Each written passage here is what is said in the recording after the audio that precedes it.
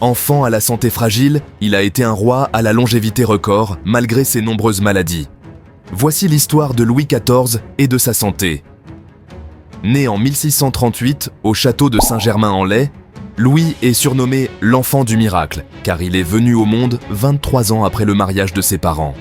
À l'âge de 5 ans, il devient roi de France sous le nom de Louis XIV. Peu après son accession au trône, il échappe de peu à la noyade dans un des bassins du palais royal. 4 ans plus tard, il contracte la variole et semble condamné. Pourtant, il survit et passe pour un miraculé. À l'âge de 15 ans, les médecins lui diagnostiquent une tumeur au sein. Malgré les craintes de son entourage, l'état de santé du roi se stabilise et il finit par guérir miraculeusement. Mais quelques mois plus tard, il est atteint d'une infection sexuellement transmissible, la blénorragie, qu'il aurait attrapée en couchant avec des dames de la cour. L'infection s'estompe rapidement et il se rétablit. À l'âge de 19 ans, il contracte le typhus à la suite d'une intoxication alimentaire. Très affaibli, il reçoit les derniers sacrements et prépare sa succession. Mais une fois encore, il guérit mais perd ses cheveux.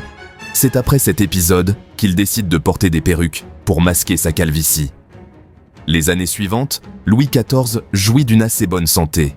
Connu pour son grand appétit et son goût pour les sucreries, le roi se retrouve affaibli par des infections buccales et souffre de plusieurs caries, si bien que ses médecins décident de lui arracher les dents.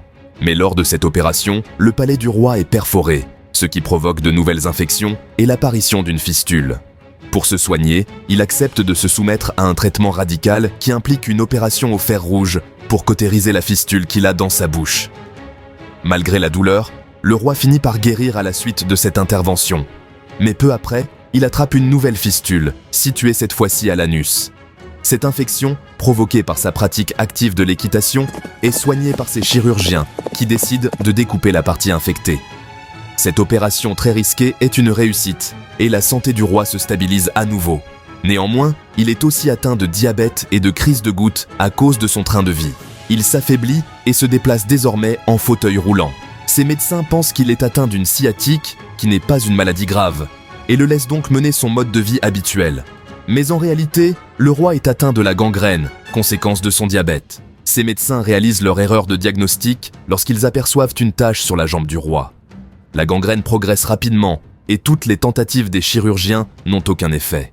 Louis XIV meurt des suites de sa gangrène en septembre 1715, à l'âge de 77 ans, après avoir régné pendant 72 ans sur la France.